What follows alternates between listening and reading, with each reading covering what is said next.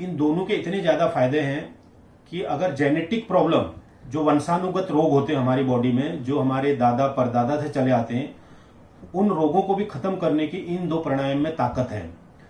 नमस्कार मित्रों, सब लोग ठीक ठाक हैं आप लोग। आज हम लोग जो क्रिया के बारे में बात करेंगे, एक्चुअली इसको क्रिया भी कह सकते हैं, परंतु आजकल तो इसको प्राणायाम के रूप में भी जाना जा रहा है, तो प्राणायाम भी कहा जा सकता है। 2 प्राणायाम के बारे में बात करेंगे।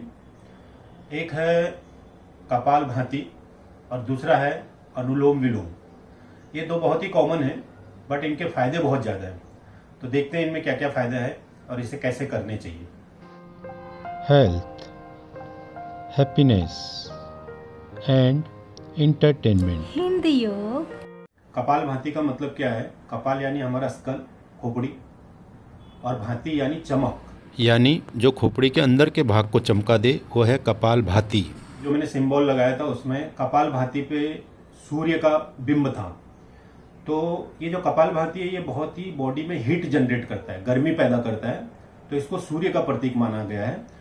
और जो हमारा दूसरा प्राणायाम होगा, दूसरी क्रिया होगी, वो होगा ठंडी क्रिया, चांद का। उसमें चांद का आपने सिंबल देखा होगा, तो वो चांद की, वो यानी बॉडी को शीतलता करेगा। तो हम पहले कपालभाति करेंगे, हमारी बॉडी के अंदर पूरी ऊर्जा पैदा हो जाए, उसके बाद हम लोग जो है अनुलोम विलोम करेंगे। कपालभाति एक्चुअली इसका नाम संजीवनी बूटी होना चाहिए था, क्योंकि हमारी बॉडी के लिए इतने ज्यादा फायदे करता है।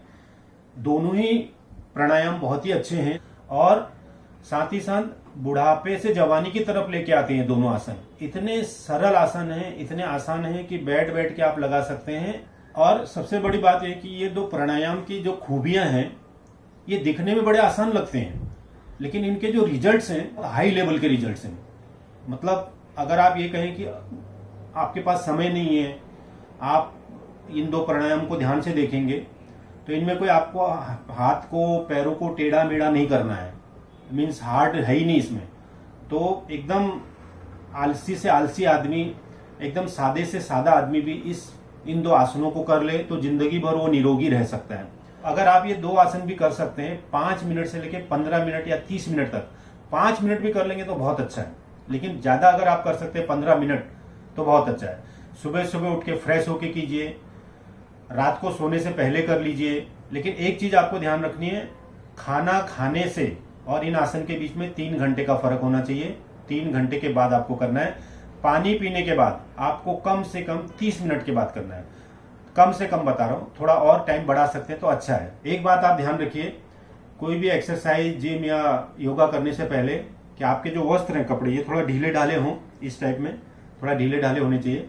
और जो हवा का वेंटिलेशन है, हवा का आने जाने का स्थान, वो थोड़ा खुला होना चाहिए, तब जाके आपको इसके बहुत अच्छे बेनिफिट मिल सकते हैं। स्पाइनल कॉर्ड यानी मेरुदंड गर्दन से लेके बम तक, रूट तक एकदम स्ट्रेट रहना चाहिए। अगर आपका स्पाइनल कॉर्ड सीधा नहीं है तो इसके गलत परिणाम भी हो सकते हैं, रिएक्शन भी हो सकता है, गलत रिजल्ट आएगा आपको। अच्छा, हाथों में आपको ध्यान देना है। दोनों हाथों को मेरे देखिए ध्यान से। ये हाथें आप इस तरीके से भी रख सकते हैं, या आप अपने कंफर्टेबल जोन में देखिए किस तरीके से आप ऐसे भी रखिए। कंफर्टेबल रखना है, क्योंकि अगर आप शुरू में बिगिनर हैं और अब मैं आपको बोलूं कि ज्ञान मुद्रा में रखिए, ध्यान मुद्रा में रखिए, शून्य मुद्रा में रखिए, अग्नि मुद्रा में रखिए, वायु मुद्रा में रखिए, तो फिर आपको थोड़ा ये सब मुद्राएं, आपका ध्यान उधर हो जाएगा और जो मेन फोकस आपका योगा की तरफ होना चाहिए, प्राणायाम की तरफ, वहां से ध्यान हट जाएगा। इसलिए हाथों को आप कंफर्टेबल रखिए, जैसा आपको ठीक लगे। ऐसे भी कर सकते हैं, ऐसे भी कर सकते हैं, इस तरीके से, या यूं कर सकते हैं, यूं कर सकते हैं। और आंखों पे आप ध्यान रखिए। आंखें अगर आप बंद कर ले तो बहुत अच्छा है। आंखों को आपको बंद करके रखेंगे तो एक दुगुना लाभ जैसा मिल सकता है, बेनिफिट इसमें डबल हो जाते हैं, क्योंकि आपका फुल फोकस जो है वो प्राणायाम की तरफ हो जाता है। तो सबसे पहले अब हम चलते हैं अपने पहले प्राणायाम की तरफ, जिसका नाम है कपालभाति। सांसों पे ध्यान देना है। देखिए, मैं अब आपको पहला स्ट्रोक लगा के दिखाता हूं।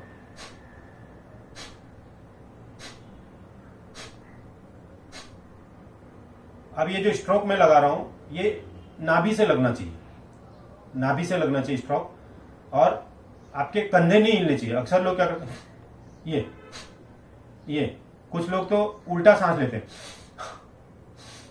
ऐसा भी नहीं होना चाहिए। सिर्फ यहां पे आपका मूवमेंट होगा, ये जो पार्ट है एकदम स्ट्रांग हो जाएगा। देखिए,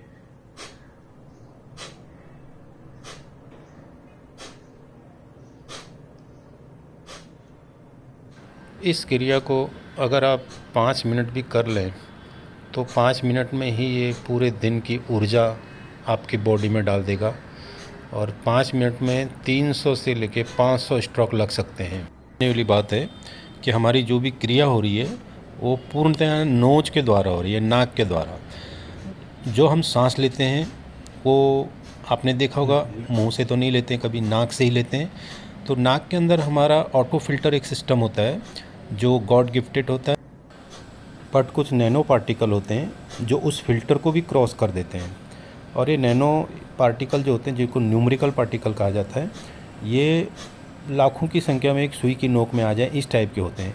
तो ये उस फिल्टर को, नोज के फिल्टर को क्रॉस करके डायरेक्ट हमारे दिमाग के अंदर, डायरेक्ट हमारे ब्लड में, डायरेक्ट हमारे ज़्यादा करके फेफड़ों में यानी लंग्स के ऊपर ये अटैक करते हैं। तो इसमें आपने देखा होगा जो हम स्ट्रोक लगा रहे हैं उसका सबसे फास्ट जो प्रेशर आ रहा है वो लंग्स के ऊपर आ रहा है। तो लंग्स जब अपनी स्पीड से 4 गुना ज़्यादा स्पीड से चल रहा है तो वो जो पार्टिकल होते हैं वो निकल जाते हैं। नॉर्मली आप सोचिए कि अगर कोई भी मशीन अपनी लिमिट से 4 गुना स्पीड से चलती है तो उसका जो कचरा होता है, गंदगी होता है, वो ऑटोमेटिकली निकल जाएगा। उसी प्रकार से हमारे लंग्स, हमारे बॉडी के अंदर जो हमारा ट्रैकिंग सिस्टम है वो बहुत स्पीड से काम करने लग जाता है। तो हमारा ब्लड फ्लो 4 गुना ज़्यादा हो जाता है, जैसे एक्सरसाइज वार्म अप के टाइम पे होता है।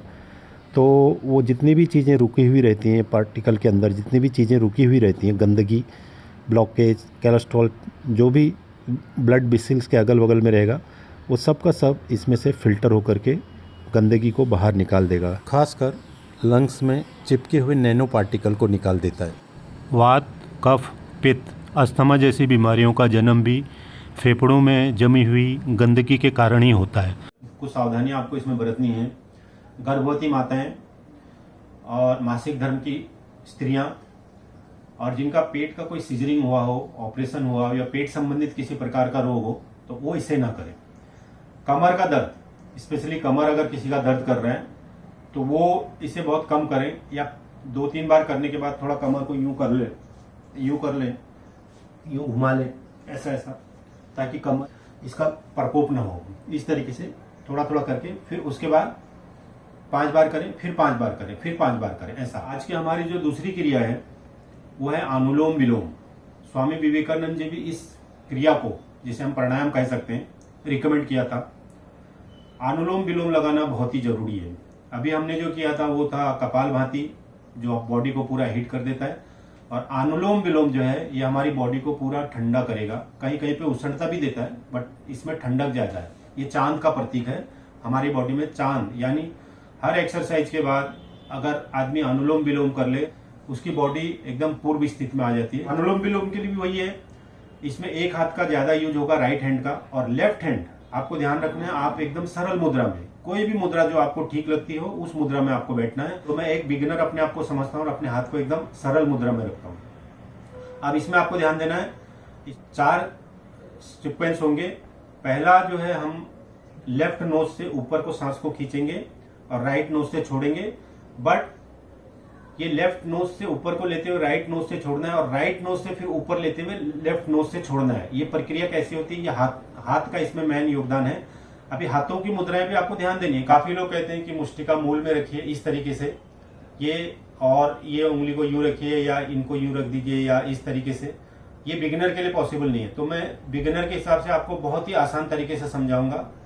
मैं ये समझता हूं कि मैं आज पहली बार कर रहा हूं अनुलोम विलोम और आप भी मेरे साथ पहली बार कर रहे हैं, तो आपको किस तरह से करना है। देखिए, सबसे पहले आपको क्या करना है, ये राइट जो अंगूठा है ये, और इन दोनों को भी आपको नीचे कीजिए या जैसा आपको कंफर्टेबल रहे, और आपकी अनामिका ये वाली उंगली काम करेगी और ये वाली काम करेगी। ये दोनों उंगलियां आपकी काम करने वाली। बाकी उंगलियों पे आपको फोकस नहीं करना है, वो जैसे रहती है वैसे रखिए और इस हाथ को ऐसे रखिए, ठीक है। ये देखिए, आपको क्या करना है, अपनी लेफ्ट नोज खुली रखनी है और राइट नोज को ये वाले थंब से यानी ये वाले अंगूठे से धीरे से दबाना है ताकि आपकी नाक सीधी रहे। काफी लोग इसको जोर से दबा देते तो थोड़ा टेढ़ा हो जाता है, आपको एकदम धीरे दबाना है इस तरीके से। और अब आपको बाई, ये देखिए बायां नोज पे ये उंगली आनी चाहिए इस तरीके से। संपूर्ण प्रक्रिया को ध्यान से देखें। दायां अंगूठे से दायां नोज दबाया और बाएं नोज से सांस भरी ऊपर को, और 1 2 3 4 5 तक रुक गए, और फिर उसके बाद अनामिका से बायां नोज दबाया और दाएं नोज से सांस को बाहर फेंका। दाएं नोज से ही सांस खींचना है, फिर रोकना है 1 2 3 4 5 तक। ये देखिए सांस रुकी हुई है, और यहाँ पे फिर दाएं नाक को बंद करते हुए बाएं नाक से बाहर सांस छोड़नी है। ये प्रक्रिया आप कंटिन्यू कीजिए। इसी कैलकुलेशन में बिगिनर को थोड़ा प्रॉब्लम होती है, ये कैलकुलेशन करना थोड़ा हार्ड है, बट 2-4 बार 5 बार प्रैक्टिस करेंगे तो ऑटोमेटिकली आ जाता है। अगर ये कैलकुलेशन पूरा हो गया कि उसी नासिका से सांस ऊपर खींचनी है जिससे छोड़ी गई थी, ये चीज़ को आपको एकदम ध्यान रखना है, गांठ बांधना है।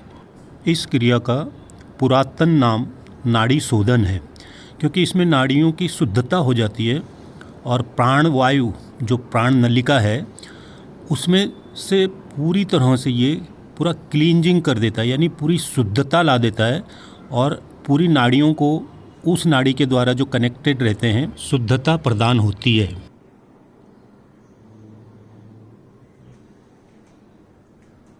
और अंत में एकदम सरल मुद्रा में आते हुए आपको इस तरीके से थोड़ा सा अपने आप को रिलैक्स करना है।